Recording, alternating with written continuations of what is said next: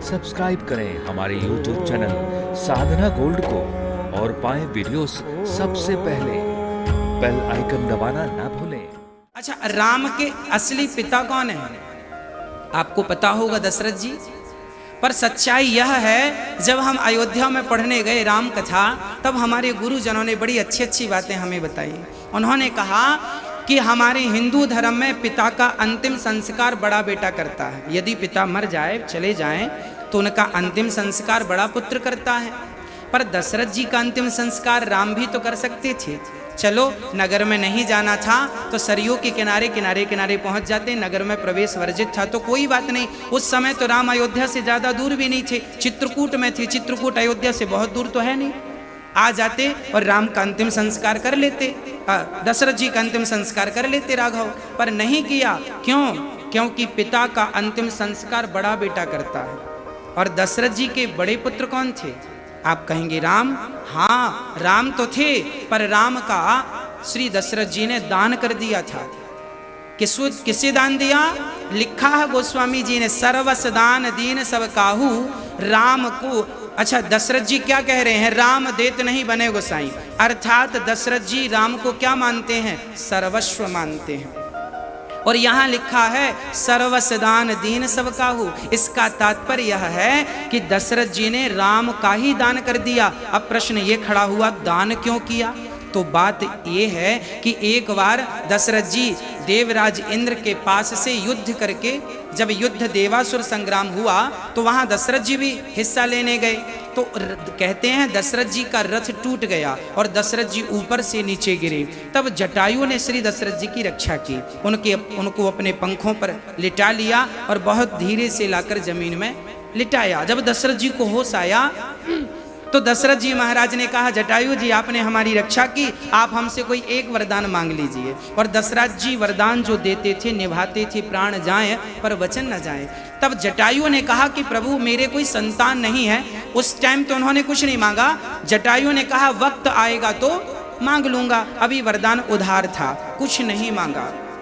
जब दशरथ जी के 4 बच्चे हुए तब जटायु गए, दशरथ जी आपके 4 बच्चे हुए हैं, आप एक काम करो, अपना बड़ा बेटा हमें दे दो, क्योंकि आपने हमें देने का बोला था तब तो मांगा नहीं, आज हम आपसे बड़ा बेटा मांग रहे हैं। ठीक है, बड़ा बेटा ले लो। दशरथ जी ने बिना विचार किए दे दिया। सर्वस दान दीन सब काहू, इसका यही अर्थ है कि राम को ही दान कर दिया। किसे? जटायु को। फिर आगे की चौपाई कहती है, जेहि पावा राखा नहीं ताहू। अर्थात जटायु ने राम को ले तो लिया, पर नारद जी ने आकर कहा कि आप इसे कहाँ पालेंगे, कहाँ दूध पिलाएंगे, अभी यहीं रहने दो, बड़े हो जाएंगे तब आप ले लेना।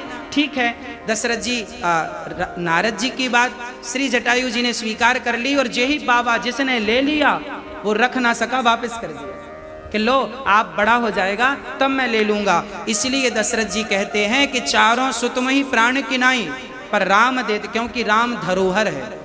राम मेरी संतान नहीं है, अब मैंने दान कर दिया है, अब जिसे दान किया है उसका इन पर अधिकार है, मेरा कोई अधिकार नहीं। ये बात सिद्ध कब हुई? ये बात सिद्ध तब हुई जब राम ने अपने हाथों से जटायु का अंतिम संस्कार किया। अविरल भगति मांग वर गीध गयऊं हरिधाम, तेह के क्रिया यथोचित निज कर कीन्ही राम। जटायु राम दशरथ जी का अंतिम संस्कार नहीं करते, परंतु किसका अंतिम संस्कार करते हैं? अब जब दशरथ जी ने अपना बड़ा बेटा दान कर दिया तो फिर दशरथ जी का बड़ा बेटा बचा कौन? फिर भरत जी बचे, इसलिए भरत जी ने संस्कार किया दशरथ जी का। और अब श्री राम संस्कार किनका करते हैं?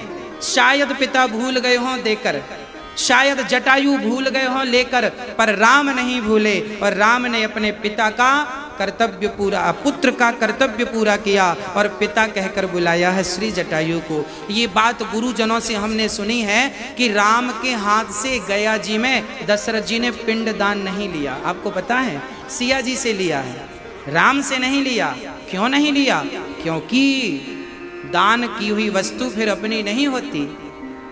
सीता जी से पिंड लिए हैं। और चर्चाएं तो देखो ये संतों की हैं, हरि अनंत हरि कथा अनंता, ये तो संतों की कही है, संतों ने सुनाई है, दास ने सुनी है, आप तक पहुंचाई है। और कहते हैं इस बात के लिए सीता जी ने श्राप दिया था। किसे? सीता जी ने, राम जी कोई सामग्री लेने चले गए तो बालू का पिंड बना के सीता जी ने, कहते हैं गया में स्त्रियों को भी श्राद्ध करने का अधिकार है, स्त्रियां भी गया में श्राद्ध करती हैं। सीता जी ने किया था दशरथ जी का। राम सामग्री लेने गए, सिया जी को पिंड बनाकर देना पड़ा, बालू का सिया जी ने दिया। और फिर राम जी आए, बोले चलो पिंडदान करें। सीता जी बोली पिंडदान तो हो गया, दशरथ जी तो ले गए पिंडदान। राम जी ने कहा क्या सबूत है? तो पास में गौ माता चल रही थी। सीता जी ने कहा गौ माता आप बताइए, मैंने दिया आपने देखा? गौ माता ने कहा कि बताओ कौन राम से पंगा ले? गौ माता ने कहा हमने तो देखा नहीं। सीता जी ने कहा झूठ बोलती हो, जाओ मैं तुम्हें श्राप देती हूँ, जिस मुंह से तुमने झूठ बोला है इसी मुंह से तुम मल का भक्षण करोगी। वहां एक नदी है गया जी में नदी है। और उस नदी से पूछा, क्योंकि वो तो बह रही थी, देखो आप तो गवाही दो, आपने तो देखा है। तब वो नदी, नाम भूल गया मैं, हा? कौन सी नदी?